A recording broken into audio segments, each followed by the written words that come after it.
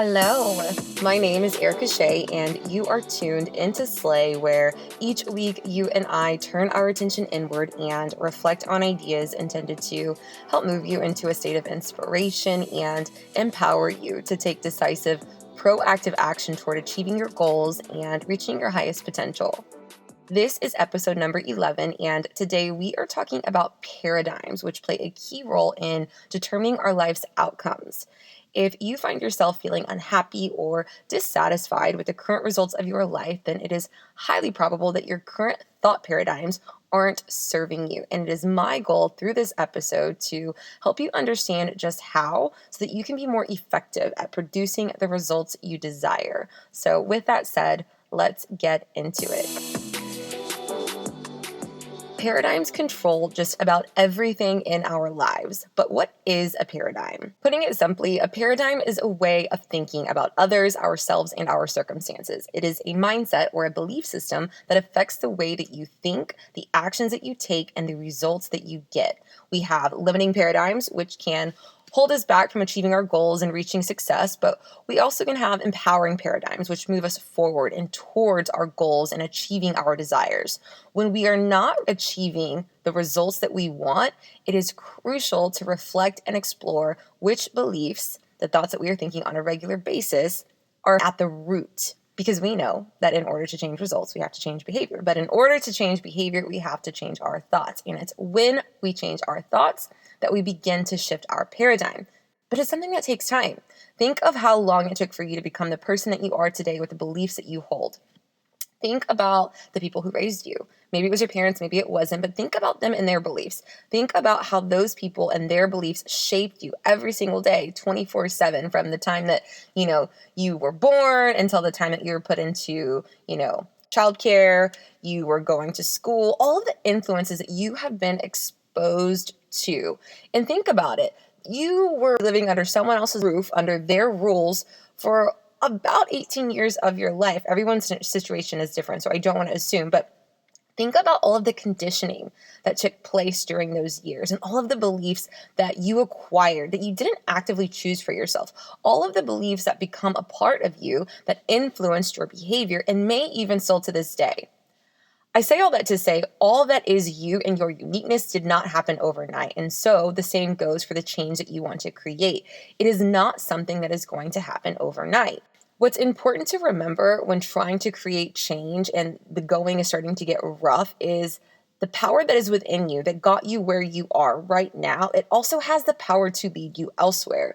You are not broken and incapable. And just because things aren't going your way doesn't mean that they can't. If you were able to develop a habit, a behavior or belief that doesn't serve you or no longer does, then you have the total power. You have the capability to develop a habit, behavior, or belief that does. This is where perspective comes in. For example, with me, during my pregnancy with Mila, I went from 140 pounds to 185 pounds. I could not wait to get back to my workouts and get my pre-baby body back. And in the beginning, I placed a lot of pressure on myself to lose the weight in just a ridiculously short amount of time. I had to remind myself when I would get frustrated with the time it was taking that it took me 40 weeks to grow her, and that if it took me almost a year to make her, that it was going to take me a decent amount of time to recover and see changes, and that I needed to chill the hell out with, 3, 4, 6 months. I needed to just give myself time and be patient. If I had a limiting paradigm during this time, I may have believed something like pregnancy wrecks the body and thought that I was never going to have my pre-baby body back. In turn, that belief could have kept me from prioritizing my nutrition, eating healthfully, moving my body. An empowering paradigm on the flip side of that kept me grounded and focused on my personal resilience and the resilience of the human body. It enabled me to think and trust that my body would bounce back. With that belief, I was able to continuously choose actions that aligned with my desired outcome. Even if I wasn't losing the weight or seeing the changes that I wanted to see as quickly as I wanted. When negative self-sabotaging thoughts would rear their head, I would have to stay mindful of recognizing them and not allow them to distract me from my goal. But if you don't know what beliefs you have that are creating the results in your life, it's something that's really hard to do. You can't be proactive when you're running on autopilot, operating out of habit or outdated software that's basically no longer compatible with this version of you that you are holding in your mind. When we come to understand how the mind works, we can begin to better respond and adapt. So, what's one way that you can begin to shift a paradigm that's not serving you and go from a limiting belief into an empowering belief? One way that has helped me is to start by thinking of one area that I wish to change in my life, whether it's weight, relationships, money. Choose one thing to give your full focus to. Once you've decided, reflect on what you're doing that holds you back. So, for example, if you decided it's weight that you want to focus on, are you snacking too much in between meals? Are you getting enough sleep? Are you getting adequate nutrition? Are you obsessing over the weight and the number on the scale? Write all of this down. Once you have done that, get super real about the excuses that you make for yourself, or better yet, just how you rationalize when you are confronted with those obstacles. List them. So, for example, something that you may tell yourself is, I had a hard workout yesterday, so I can eat extra today. Or I'm going to work out harder to make up for this. And by this, I mean like what I'm about to eat or just the nastiness I'm about to get into. If that is something that you tell yourself when faced with a decision to sway from your ideal, write it down. Whatever it is, write it down. There's no judgment, no shame. This is all you anyways, just for your eyes only. After you've done that, look at everything that you've put down and decide on a fitting mantra or affirmation that can support you in those moments.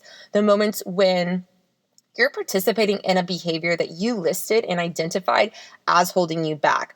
The moments when that voice in your head starts to vocalize any of the excuses that you listed that keep you from best self-center and moving in the direction of change that you are going towards, that you're trying to go towards. For me, something that I got from Austin but really like is the saying, it takes what it's going to take. Anytime I really don't want to do something that I know I need to do, I tell myself it takes what it's going to take. And I see myself in my head completing whatever task needs to be done, and then I execute. What I've learned from doing that is that the saying gathers power every single time I follow through on an action after or while using it. You cultivate this positive association that helps propel you forward positively, which is fueled by the intentionality and the successful action taken in the past after using it. The key to making this work for you, though, is self-awareness and self-commitment, making a conscious, deliberate choice repeatedly until your desired behaviors, become an automatic part of you. And when that happens, and it will absolutely happen with consistency, you then choose another area in your life that you want to go all in on and that you want to change. And you start the process all over again, committing to the reframe, taking it one thought and one day at a time. Shift your paradigm by deciding the kind of life that you want and saying no to everything that isn't that. If you enjoyed this episode, please share it in your IG story and tag me at Erica Shea. If you are not on social media, you are welcome to write me via email instead at slay@ericashea.com. I would love to know that you found the message valuable and maybe even what resonated with you specifically. I appreciate you tuning in. Thank you so much. Until next time, continue to show up for yourself in a major way.